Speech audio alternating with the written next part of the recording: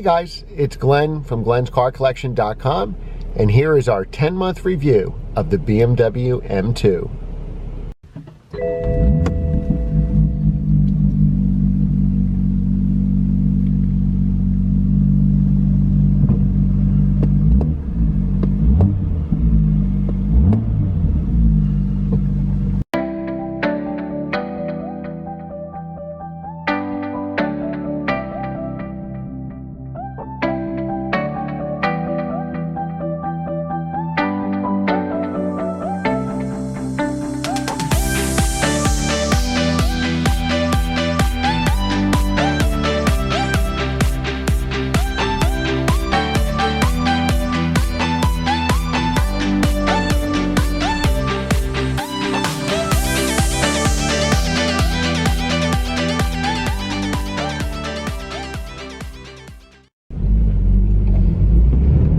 Okay guys, we've had the M2 about 10 months now exactly. We've put about 6,800, about to be 6,900 miles on the car. So again, when I bought this car in May, the beginning of May in 2016, so this is a 2016 model, it was my daily driver in the late spring.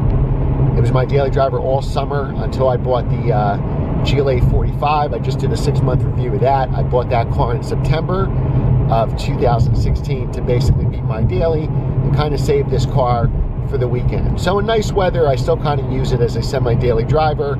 Since it's March now and 30 degrees and we have summer tires, I really didn't drive it much over the winter. I've done a monthly review on this car since I bought it. And if you go through all those reviews, you'll see that I've probably put couple hundred miles this winter. I think we had a mild December, if I remember correctly. January and February, maybe we had 4 snowstorms, but really the point of it is the salt on the road, so I didn't drive the car much at all. And I did one video when it snowed with like 2 inches of snow of driving this car on summer tires, and I can barely get back in my own driveway with just 2 inches of snow because, of course, it didn't have winter tires. Now the sun is setting today. Let's see if I can block.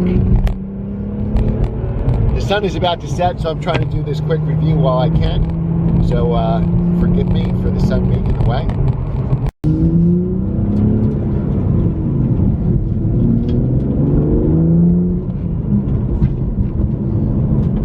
So in the 10 months that I've owned the M2, what are some of my favorite things? Well, some of my favorite things is I love manual gearboxes, and I love how BMW, the M3, M4s, M5s, M6s, you can still get a manual transmission, so I love that. I know the DCT is excellent. I haven't tried it on the M2, I'd like to. I've tried it on the current M5, and it is a very good transmission, so if you want your M2 in a dual clutch, please do so. What I'd like you guys to do actually is leave a comment below if you have an M2 on order or you've bought one. If you could say what color you got it in, because here in the United States we have 4 colors: Long Beach Blue, the Mineral Gray, the White, and Black, and what transmission you got. So really there's, you have 4 colors and 2 transmission choices, so 8 combinations. It'd be interesting for people that are watching these videos what they have. Is it stick or DCT? Are they white, black, gray, Long Beach Blue? It'd be interesting to see that.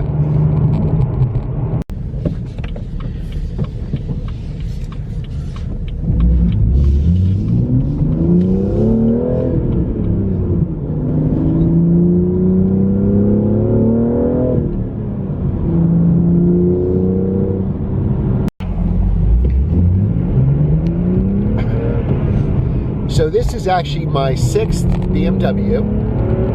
I think I bought 3 new and 3 used. So the first BMW I ever bought was used, a 98 3 Series, a 328. At that time, that was an E36 model.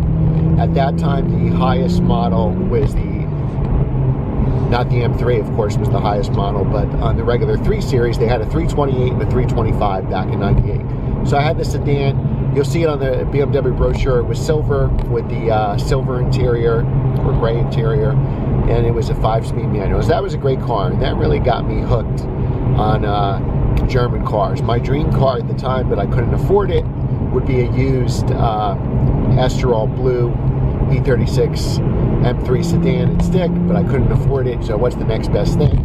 I basically needed a daily driver for work, so what I did was I bought an E36, but it was a 328 with the sport package and the 5-speed manual. And if you look at your old BMW brochures, especially the one that talk about the certified pre-owned cars, you'll see a picture of basically the same spec I had, the silver 328 with the sport package. And that was a great car, and that really got me hooked on those BMW inline sixes. And then I was able to, a couple years later, I was able to buy a E46 M3. I had a Laguna Seca Blue coupe, 6-speed, slick top. Unfortunately, that car got stolen about 6 months after I got it. Put about 10,000 miles on that in 6 months. That was my daily driver, even in winter. And I can tell you it didn't do very well in the winter. That was before I got smart enough to put on winter tires. And then I bought a new E90 M3 back in 2008. 6-speed manual, Interlagos blue with a tan interior. The sun's in my eyes here.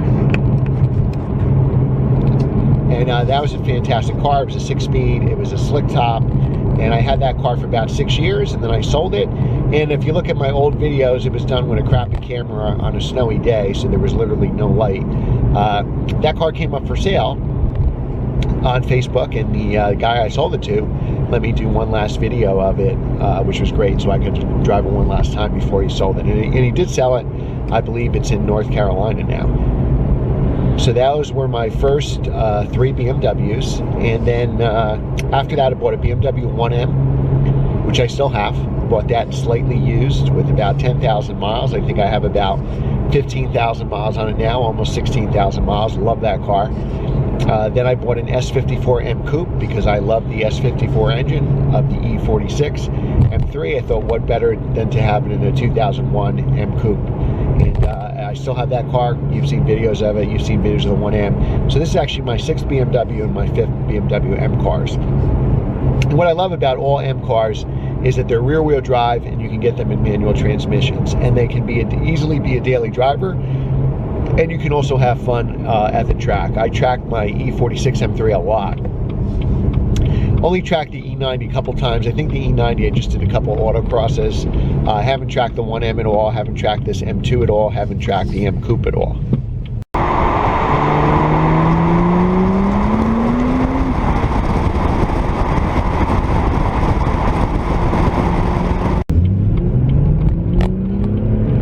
So also leave a comment below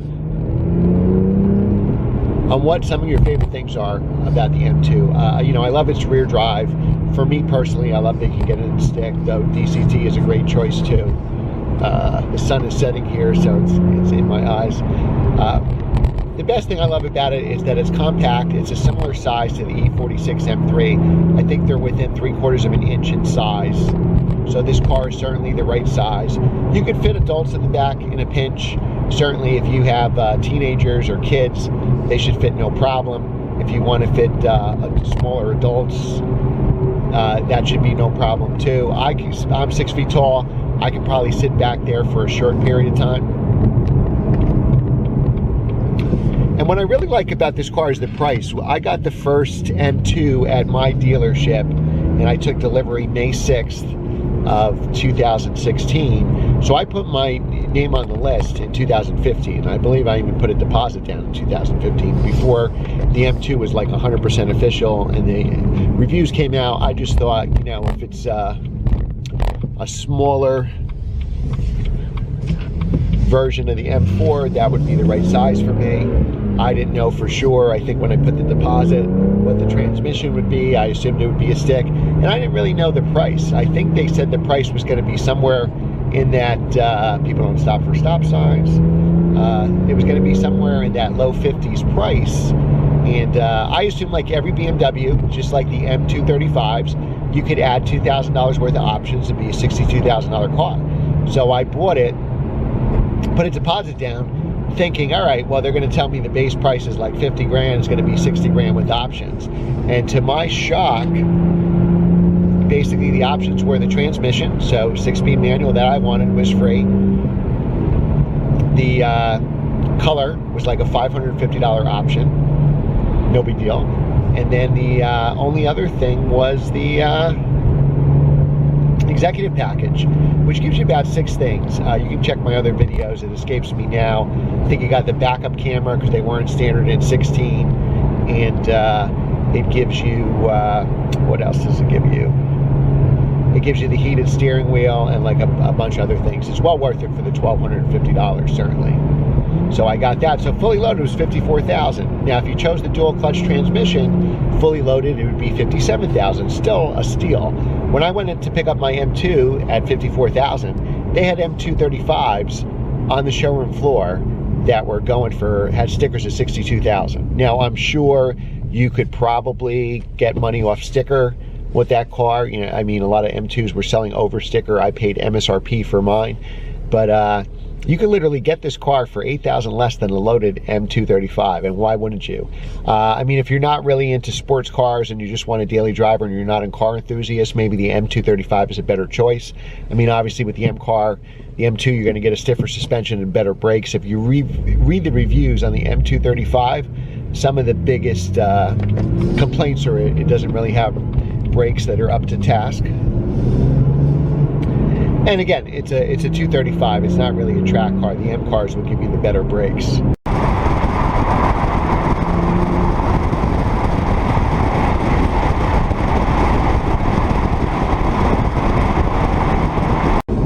And what I really love doing with this car is taking it on back roads. I mean, it's a great daily driver. I drove it for a daily driver for about 4 months and probably put about 5,000 miles on it.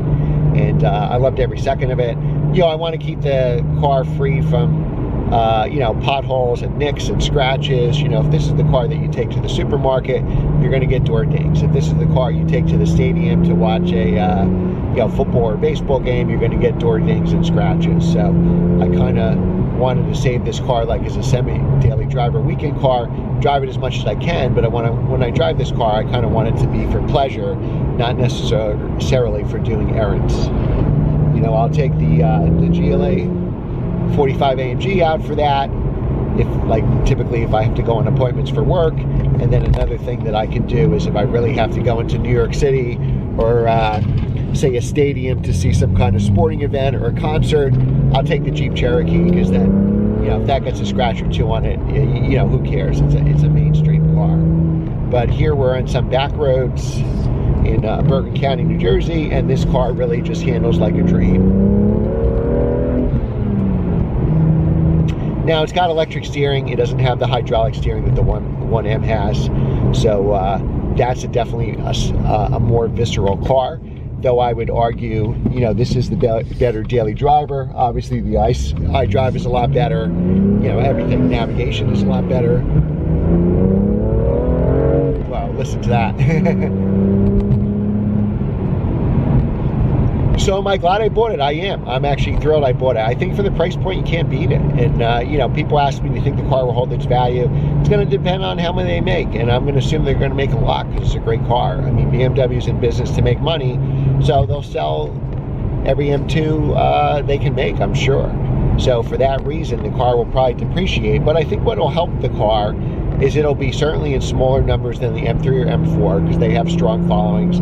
They're bigger cars. If you really need to fit people who are 6'3" in the back seat, you know, an M3 sedan's probably your best choice because you have the 4 doors.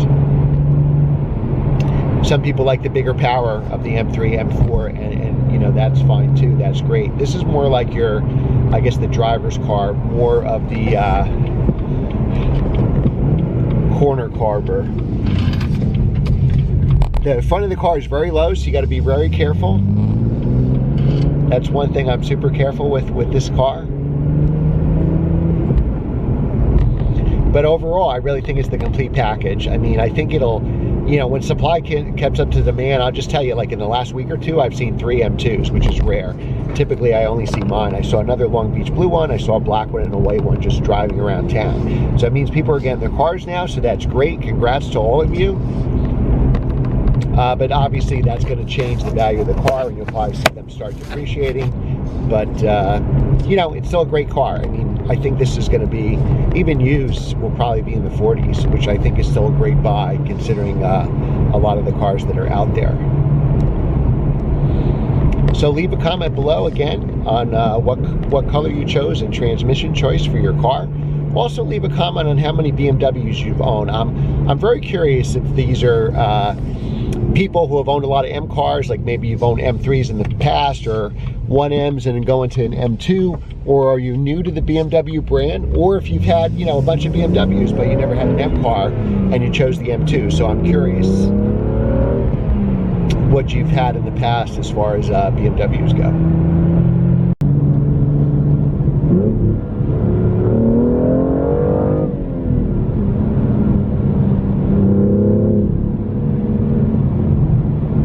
Okay guys, so leave a comment below regarding your BMW history. Is the M2 your first BMW you ever bought? Did you have a bunch of BMWs before this? Like, did you come from an M3 or an M4? Did you come from maybe a non-M car, maybe a BMW 328 or 335? I'm curious if this is your first BMW, if this is your first BMW M car, or you've had a line of both. So please leave a comment below with your BMW history. Be sure to give a thumbs up to this video. Be sure to share this video with your friends. And of course, be sure to subscribe and share. All four of those help us rise in the rankings and allows me to make more videos. Thanks again for watching. We'll see you next time. Take care.